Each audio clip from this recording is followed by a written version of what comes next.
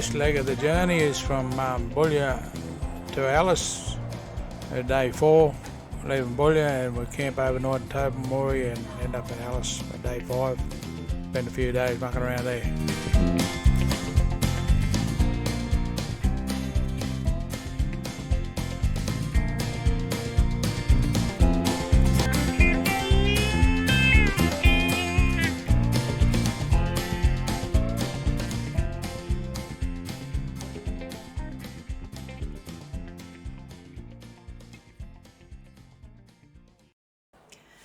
About 1:15 we pulled out of Boulia for Tobermorey station.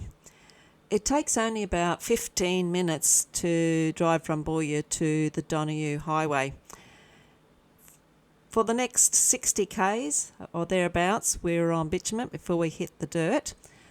There was a road crew working on another section immediately after the end of the bitumen, because the Boulia Shire is pushing to have this bitumen all the way to the territory border. The country changes through here a lot, so you're not going to get bored with the scenery. It can be open, gravelly country, no grass, few trees, to open grassy plains, to little stumpy trees, beautiful ghost gums. So yes, you won't get bored with the scenery.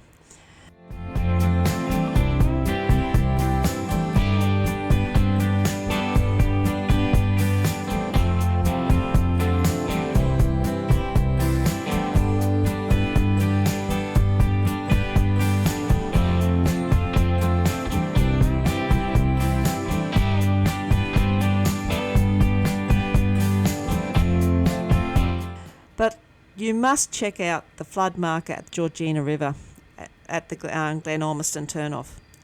My God, it is hard to visualise the amount of water there has to be to reach them heights. The marker where I got my hand here, that was 1950 flood, and the one up the top was 1974. But when you look around the corner, like back behind where we are, then look back over where we've come from, mate, it's just phenomenal, the distance across there and the amount of water that would have been coming down here to get up to that 74 level. That's just ridiculous. And pull up a few photos at the territory border sign. We've crossed this old territory border a few times now, but it's the first time in this one. And then they've got a sign here to tell you all about the district and the area and what sort of country it is and what they do there, and next stop will be Tobermorey. But anyway, we arrived at Tobermorey station around 4:30, so it took about 3.5 hours from Boulia. Now that was allowing for us to stop for plenty of photos. Now I must say there was a lot of sticky little black flies, and just before dark a fair few mosquitoes, but having said that, they disappeared after dark. About 9:15 we pulled out of the nice shady grassy camp area of Tobermorey station, heading to Alice. But before we left, we checked out the fuel prices. There was $1.95 for diesel and $2 for unleaded. We went straight through to Alice. It was about an 8.75 hour on the road today, but that was allowing for a lunch stop, photo stops, and a quick stop to check out Jervis Station.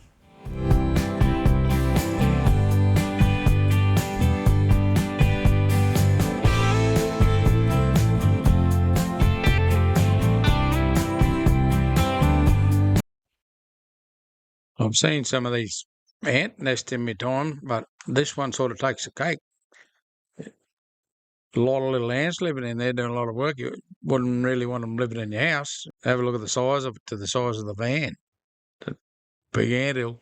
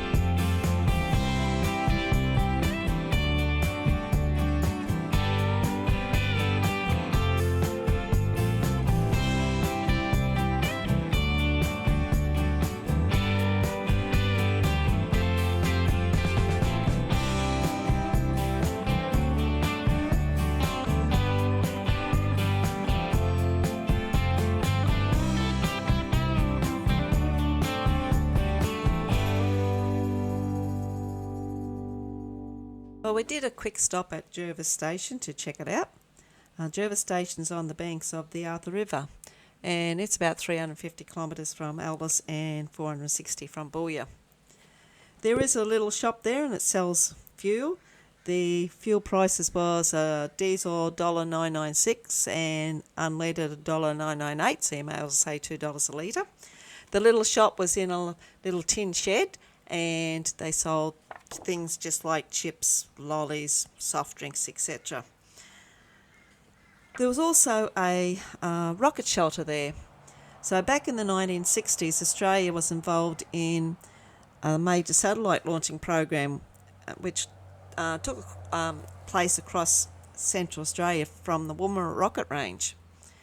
Now, the rockets were launched over sparsely populated areas of the Outback. However, they still presented a danger to the Outback residents. So as a result, there was 19 rocket shelters that were built between 1966 and 1967 in Central Australia to help protect the residents from the rockets being launched. So at Jervis Station's one of those shelters, and it's listed now on the Northern Territory's Heritage Register as an important reminder of Australia's involvement in the early space research. The road's pretty good to drive on, like it's no major hills or bad areas or anything. She's pretty good running, nice straight. It's not too corrugated in most places, but I guess that depends on how bad it is. You've got all these leery-looking mailboxes, innovative signs. This is another one somewhere with a tyre hanging up in a tree, and so it's not bad going. It's just got to be a little bit careful. You see these blokes in the distance, these clouds of dust, usually turns into these things. If you see the dust coming, slow down and get off and let them have it, because they chuck rocks everywhere. And there's a few, not heaps of them here, but a few of them. But yeah, just be aware of that. Just give them blokes plenty of room and they'll look after you.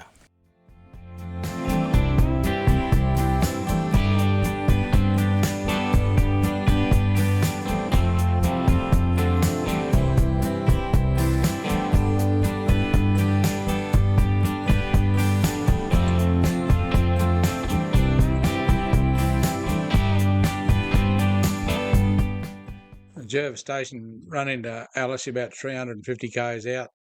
Jervis is, so you got a fair bit of this dirt road, and when you get into this Harts Range place here, the road gets fairly ordinary there because they're carting a lot of stock or something. We get carting out of there. The road's pretty corrugated for the last 100 k's or so to hit the bitumen. Got to take that very gently.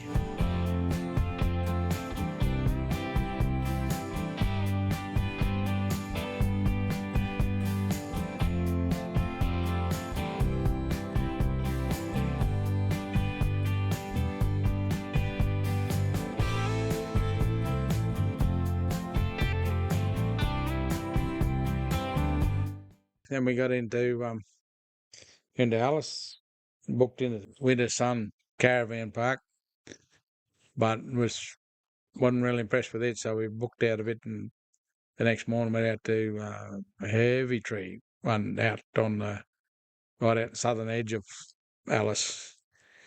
Go right out through town, and then it's right down the bottom sort of thing. So we did a bit of looking around Alice, go and find a cappuccino and have a look at this Anzac Hill. It's pretty good. They got monument thing up on top of it, all up either side of the road. It's got these plaques that depict all the wars and battles and things that our army's been in over the years.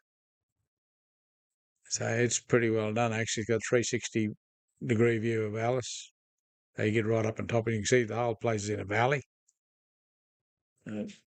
It's a pretty wild old place out there now. They need to sort that out a bit, but it's a very interesting place if you like prowling around the bush. There's a lot of good things out there, but they're a long way between any of them.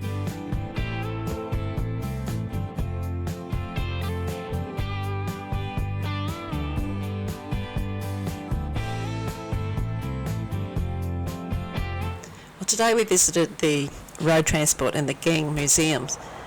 They are in the same location, but they are actual separate entities, so you do have two entry fees. It cost us $24 to get into the Ghan, that's for two of us, and $30 to get into the Transport Museum. The Truck Museum was an initiative of an Alice Springs-based Road Transport Historical Society.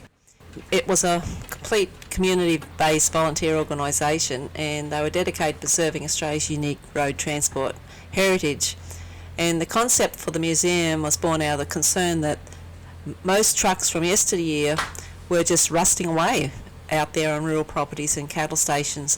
So in '92 they actually called a public meeting, and then just 3 years later they actually officially opened the National Road Transport Hall of Fame in 1995. The concept for the museum was unique in that most other road transport memorials throughout the world, in that it has taken a lateral approach to the restoration of vehicles, but here you won't find rows of pristine, off the production line trucks here. Their policy was to show vehicles as they were in their working lives, including the crude modifications and the adaptations that the bush mechanics and engineers had to undertake to ensure that they would perform in the Australian harsh working environments.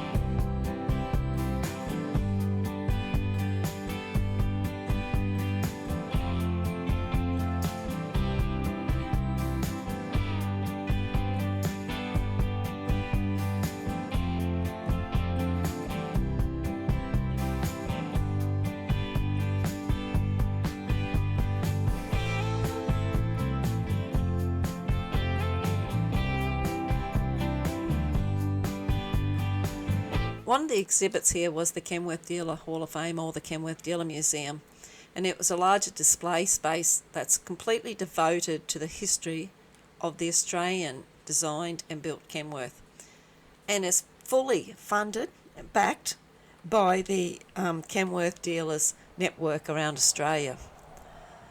What really surprised me was you actually seen all brand new models of Kenworth there out on the floor.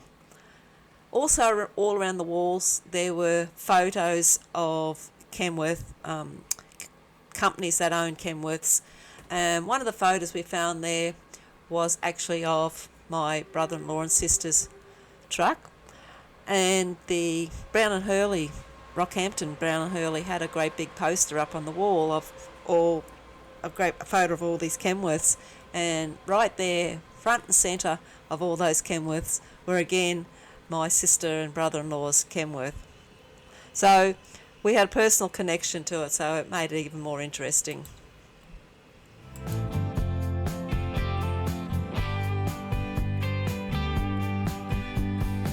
The Ghan and Rail Museum is, as I said, located right next door to the Truck Museum.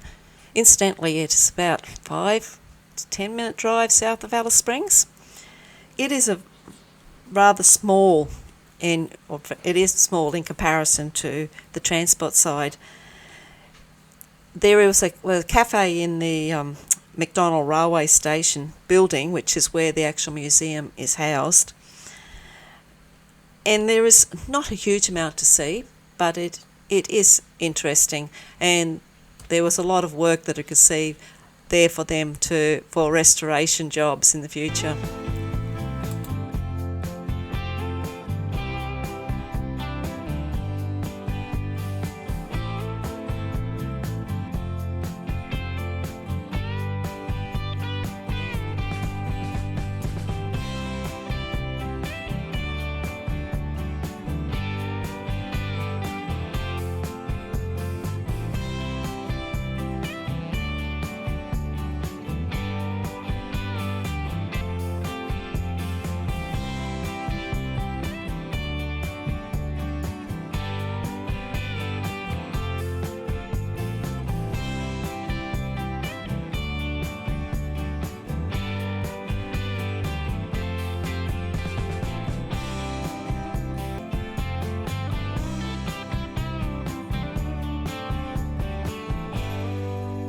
The Uaninga Rock Carvings and Conservation Reserve is about 27 kilometres south of Alice. Once you get there, there's a short walk and easy access to view these carvings.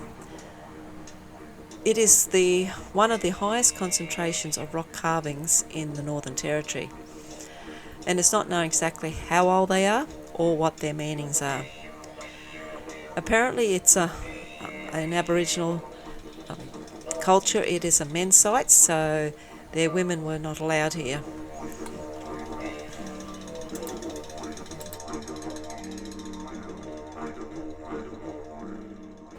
Whilst out and about today, we were lucky enough to see the Ghan passenger train. Now, as everybody would know, the Ghan travels between Adelaide and Darwin, and it has been described as one of the world's greatest passenger trains. Apparently, it takes nearly 54 hours for it to travel the 2,979 kilometres from Adelaide to Darwin. The service name, the Ghan, is an abbreviated version of its previous nickname, which was the Afghan Express. The Ghan first ran in August 1929, but it only went as far as Alice Springs, and it wasn't until 2004 that they extended it northwards from Alice to Darwin. It was actually privatised in 1997, with the actual original Ghan running for its very last time in 1980.